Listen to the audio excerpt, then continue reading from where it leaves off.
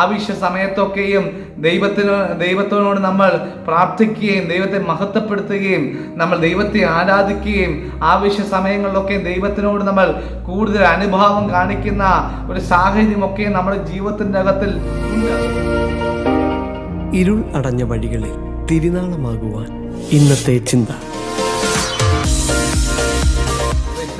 ദൈവനാമത്തിന് മഹത്വം ഉണ്ടാകട്ടെ. ഇന്നത്തെ ചിന്തയിൽ കൂടെ നിങ്ങളെ ഈ പ്രഭാതത്തിൽ അഭിസംബോധന ചെയ്യുവാൻ ദൈവം ഒരുക്കിയ നല്ല ഭാഗ്യ അവസരങ്ങളെ ഓർത്ത് കർത്തനാമത്തെ സ്തുതിക്കുകയാണ്, സ്തോത്രം ചെയ്യുകയാണ്. ഇന്ന് നമ്മൾ ചിന്തിക്കുവാനായിട്ട് പോകുന്ന വേദഭാഗം യിരെമ്യാവിൻ്റെ പുസ്തകം, അതിൻ്റെ 2-ാമത്തെ അധ്യായമാണ്. അതിൻ്റെ 1-ാമത്തെ അധ്യായത്തിൻ്റെ അകത്ത് ദൈവം യിരെമ്യാവിനെ വിളിക്കുകയും തൻ്റെ ശുശ്രൂഷയ്ക്ക് വേണ്ടി വേർതിരിക്കുകയും ചെയ്യുന്ന ഒരു അനുഗ്രഹിക്കപ്പെട്ട അധ്യായമാണ് യിരെമ്യാവിൻ്റെ അധ്യായം എന്ന് പറയുന്നത്. പ്രിയപ്പെട്ടവരെ, യിരെമ്യാവ് തൻ്റെ ജീവിതത്തിൻ്റെ അകത്ത് തന്നെ വിളിച്ചപ്പോൾ താൻ പിന്മാറാൻ തനിക്ക് അവസരമുണ്ടായിരുന്നു. ആ സമയത്ത് താൻ ബാലനാണ്, തനിക്ക് അറിവില്ല, കഴിവില്ല എന്നൊക്കെ പറഞ്ഞ് പിന്മാറാൻ തുടങ്ങിയെങ്കിലും ദൈവത്തിൻ്റെ പരിശുദ്ധാത്മാവ് ദൈവം തന്നെ അവനെ ശക്തീകരിച്ച് ശുശ്രൂഷയ്ക്ക് വേണ്ടി വേർതിരിക്കുന്ന ഭാഗമാണ് 1-ാമത്തെ അധ്യായത്തിൻ്റെ അകത്തിലേക്ക് നാം കാണുവാനായിട്ടിടയാകുന്നത്. അതിനുശേഷമായിട്ട് 2-ാമത്തെ അധ്യായത്തിലേക്ക് വരുമ്പോൾ ദൈവം യിരെമ്യാവിനോട് ദൈവത്തിൻ്റെ ദൂത് അറിയിക്കുകയാണ്. ആ ദൂത് ഒരു പ്രവചന ശബ്ദമായിട്ട് ഇസ്രായേലിനെ വിളിച്ചറിയിക്കുന്ന കടമയാണ് യിരെമ്യാവിന് ഉള്ളത്. അതിന് 2-ാമത്തെ അധ്യായത്തിൻ്റെ അകത്ത് 2-ാമത്തെ വാക്യം ഇങ്ങനെയാണ് പറയുന്നത്: നീ ചെന്ന് യെരൂശലേമെ കേൾക്ക, വിളിച്ചു പറയേണ്ടത് യഹോവ ഇപ്രകാരം അരുളി ചെയ്യുന്നു, മരുഭൂമിയിൽ വിതയ്ക്കാത്ത ദേശത്ത് തന്നെ നീ എന്നെ അനുഗമിച്ച് നടന്ന നിന്റെ യൗവനത്തിലെ ഭക്തിയും അവിവാഹം നിശ്ചയിച്ച കാലത്തിലെ സ്നേഹവും ഞാൻ ഓർക്കുന്നു. ദൈവം ഇസ്രായേലിനെ പറ്റി ഓർക്കുന്ന ചില ഭാഗങ്ങളാണ് യിരെമ്യാവിലൂടെ ഇവിടെ കൈമാറുന്നത്. എന്താണ് യിരെമ്യാവിലൂടെ ഇവിടെ കൈമാറുന്നത് എന്ന് ചോദിച്ചു കഴിഞ്ഞാൽ, ഒന്ന്, മരുഭൂമിക്കകത്ത് വെച്ച് ഇസ്രായേൽ ജനം നടന്ന സംഭവങ്ങളെ യേശു കർത്താവ് അല്ലെങ്കിൽ പിതാവായ ദൈവം ഇവിടെ ഓർക്കുന്നതായിട്ടാണ് നമുക്ക് കാണുവാൻ സാധിക്കുന്നത്. ഇവിടെ പറയുന്നത്, മരുഭൂമിയിൽ വിതയ്ക്കാത്ത ദേശത്ത് തന്നെ നീ എന്നെ അനുഗമിച്ച് നടന്ന നിന്റെ യൗവനത്തിലെ ഭക്തിയും. 2 പ്രധാനപ്പെട്ട കാര്യങ്ങളെയാണ് ഇവിടെ ഊന്നി പറയുന്നത്. ഒന്ന്, ഭക്തി എന്ന വിഷയത്തിൻ്റെ അകത്തും 2, സ്നേഹം എന്ന് പറയുന്ന 2 വിഷയത്തിൻ്റെ അകത്തുമാണ് നിന്നുകൊണ്ട് ദൈവം സംസാരിക്കുന്നത്.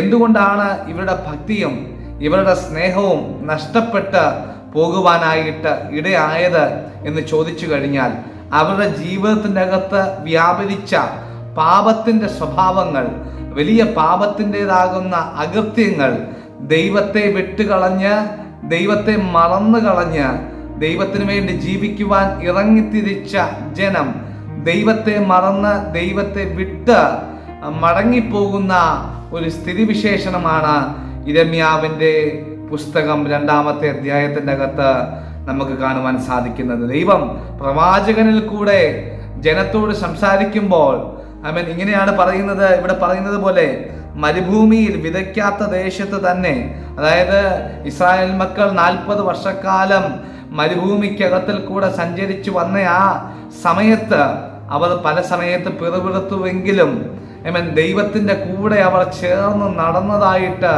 ദൈവജനത്തിൻ്റെ അകത്ത് പറയുന്നുണ്ട്. ആ സമയത്ത് ദൈവത്തോട് കാണിച്ച ഭക്തിയെ അവർ ആ സമയത്ത് ദൈവം ഓർക്കുകയാണ്. ആ സമയത്ത് കാണിച്ച ഭക്തിയെ ദൈവം ഓർക്കുകയാണ്. എന്തുകൊണ്ടാണ് ഓർക്കുന്നതിൻ്റെ പിമ്പിലെ കാരണം മറ്റൊന്നുമല്ല, ആ സമയത്ത് വലിയ നല്ല ഭക്തി ഉണ്ടായിരുന്നു, ദൈവത്തോട് ആരാധനയുണ്ടായിരുന്നു, ദൈവത്തിന് മഹത്വം കൊടുക്കുമായിരുന്നു, അതൊക്കെ ചെയ്യുമായിരുന്നു. പക്ഷേ ദൈവം അവരെ കനാൻ നാട്ടിലേക്ക് കൊണ്ടുവന്നു കഴിഞ്ഞപ്പോൾ, കനാൻ നാട്ടിലെ നന്മകൾ അവർ അനുഭവിച്ചു കഴിഞ്ഞപ്പോൾ, അവർ ദൈവത്തെ മറന്നു കളയുന്ന അനുഭവത്തിലേക്ക് വരുന്നതായിട്ട് ദൈവവചനത്തിൻ്റെ അകത്ത് നമുക്ക് പഠിക്കുമ്പോൾ മനസ്സിലാക്കി കാണുവാനായിട്ട് ഇടയാകുന്നു. പല പ്രിയപ്പെട്ടവരും നമ്മളും പല പ്രിയപ്പെട്ടവരും ഇതുപോലെയാണ് ആവശ്യ സമയത്തൊക്കെയും ദൈവത്തിനോട് നമ്മൾ പ്രാർത്ഥിക്കുകയും ദൈവത്തെ മഹത്വപ്പെടുത്തുകയും നമ്മൾ ദൈവത്തെ ആരാധിക്കുകയും ആവശ്യ സമയങ്ങളിലൊക്കെ ദൈവത്തിനോട് നമ്മൾ കൂടുതൽ അനുഭാവം കാണിക്കുന്ന ഒരു സാഹചര്യമൊക്കെ നമ്മുടെ ജീവിതത്തിൻ്റെ അകത്തിൽ ഉണ്ട്.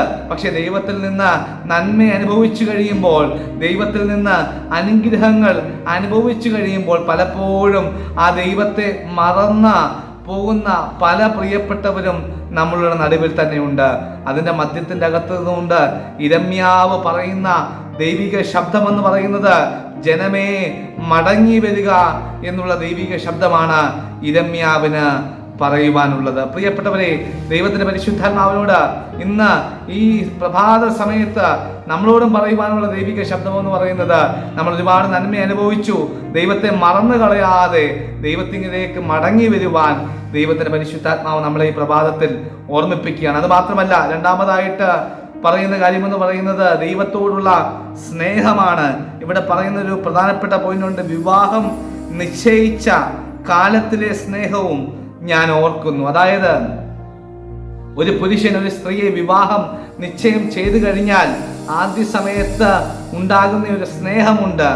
ആ സ്നേഹത്തെ പോലെയാണ് ഇസ്രായേലിന് ദൈവത്തോടുള്ള സ്നേഹത്തെ ഇവിടെ പരാമർശിക്കുന്നത്. പക്ഷെ ആ സ്നേഹം നഷ്ടപ്പെട്ടു പോയെന്നാണ് ദൈവജനത്തിന്റെ അകത്ത് ഇരമ്യാവിലൂടെ പറയുന്നത്. നമ്മൾ ബൈബിളിന്റെ അകത്ത് യോഹന്നാൻ അപ്പോസ്തലൻ എഫേസോസിലെ ദൂതെഴുതുന്ന സമയത്ത്, സഭയ്ക്ക് ദൂതെഴുതുന്ന സമയത്ത് ആദ്യ സ്നേഹം നഷ്ടപ്പെട്ടു പോയതായിട്ട് പരാമർശിക്കുന്നുണ്ട്. അത് മാത്രമല്ല, കൊലോസ്യർക്ക് എഴുതിയ ലേഖനത്തിന്റെ അകത്ത് അപ്പോസ്തലനായ പൗലോസ് പറയും, നിങ്ങൾ ക്രിസ്തുയേശുവിനെ കൈക്കൊണ്ടതുപോലെ അവന്റെ കൂട്ടായ്മയ്ക്കകത്ത് നടക്കണമെന്ന് പറഞ്ഞിരിക്കുന്നു. അതായത് ആ ക്രിസ്തുയേശുവിനെ കൈക്കൊണ്ടതുപോലെയുള്ള ആ സമയത്തെ സ്നേഹമാണ് ദൈവം നമ്മളിൽ കൂടെ ആഗ്രഹിക്കുന്ന ഏറ്റവും പ്രധാനപ്പെട്ട കാര്യം. ഇപ്പോൾ ഈ ബൈബിൾ ഭാഗത്തിൽ കൂടെ രണ്ട് പ്രധാനപ്പെട്ട കാര്യം നമ്മൾ പഠിക്കുന്നത്, ഒന്ന് ഭക്തിയിലേക്ക്, ദൈവത്തിന്റെ ഭക്തിയിലേക്ക് മടങ്ങി വരിക. രണ്ട്, സ്നേഹത്തിലേക്ക് മടങ്ങി വരിക. എവിടെ വെച്ചാണോ നമുക്ക് ദൈവത്തിൽ നിന്നൊരു അകൽച്ച ഉണ്ടായത് എന്ന് നമുക്ക് തോന്നുന്നുവെങ്കിൽ, ഏതെങ്കിലും മേഖലയിൽ ഒരു അകൽച്ച ഉണ്ടായി എന്ന് തോന്നുന്നെങ്കിൽ ദൈവത്തിന്റെ ഭക്തിയിലേക്ക് മടങ്ങി വരിക, ദൈവത്തിന്റെ സ്നേഹത്തിലേക്ക് മടങ്ങി വരിക. ദൈവം നമ്മളെ ധാരാളമായിട്ട് അനുഗ്രഹിക്കുവാനായിട്ട് ഇടയാകുമെന്ന് ഓർമ്മിപ്പിച്ചുകൊണ്ട് എൻ്റെ ദൈവിക സന്ദേശം അവസാനിപ്പിക്കുന്നു. കർത്താവ് എല്ലാവരെയും ധാരാളമായിട്ട് അനുഗ്രഹിക്കുമാറാകട്ടെ.